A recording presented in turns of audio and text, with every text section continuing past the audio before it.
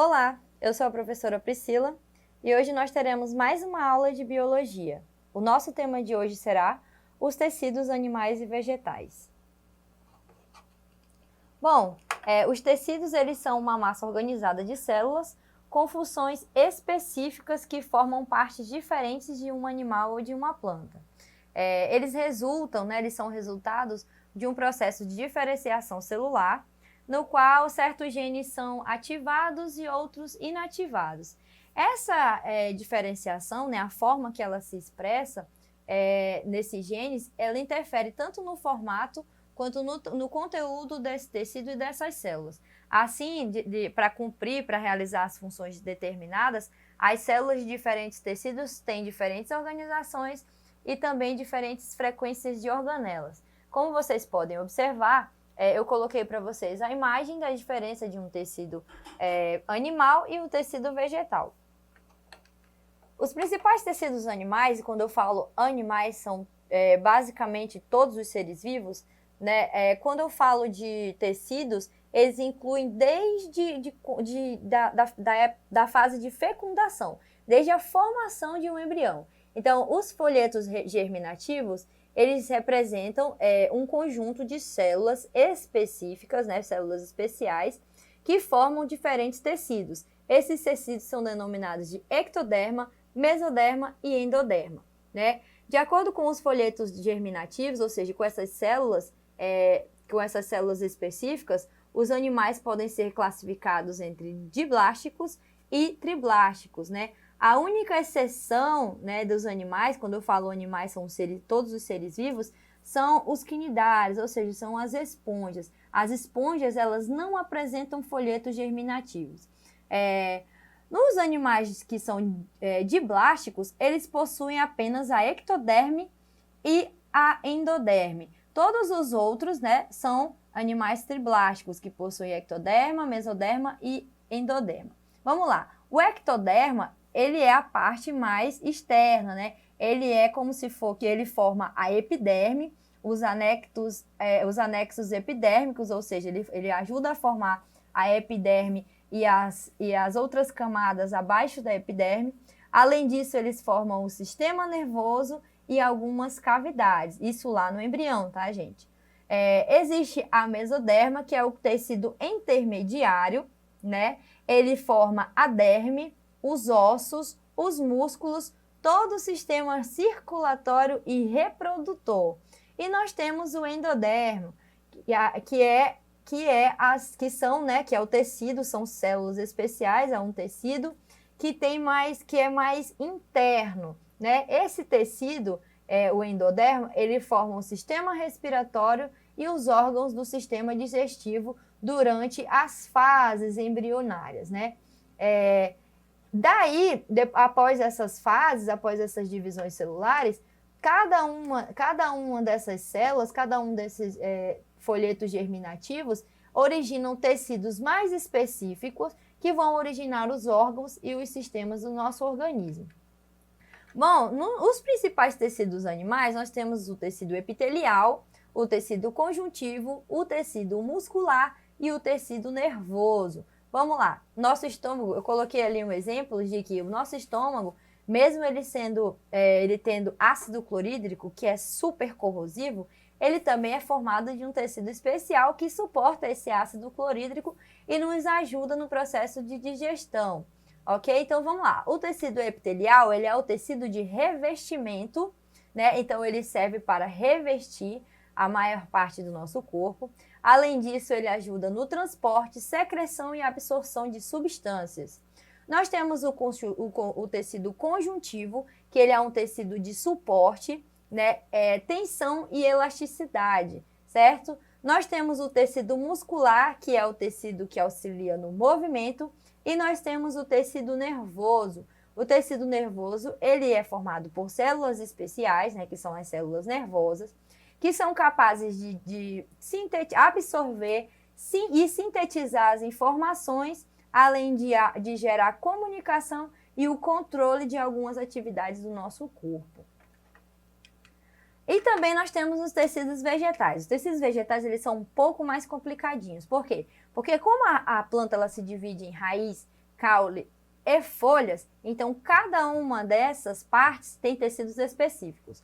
Vamos lá, os tecidos vegetais mencionados na nossa aula, eles são de organismos vascularizados, ou seja, organismos que possuem transporte de sais minerais e de seiva, que possuem tecidos vasculares.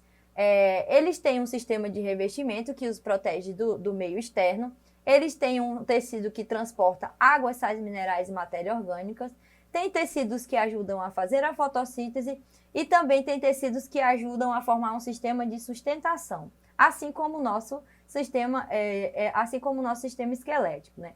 Os tecidos estão organizados em sistema dérmico, que forma a cobertura mais externa e de proteção da planta, o sistema vascular, que compreende aos condutores, que nós chamamos de xilema e floema, e que está dentro de um sistema que nós chamamos de sistema fundamental, que é o conjunto de células, né, e órgãos que formam um sistema, e tecidos que formam um sistema, que estão relacionados ao suporte da planta, que estão divididos em esclerênquima e colênquima, e também com a fotossíntese, que é o parênquima. Então vamos lá, nossa, professor, o que é isso?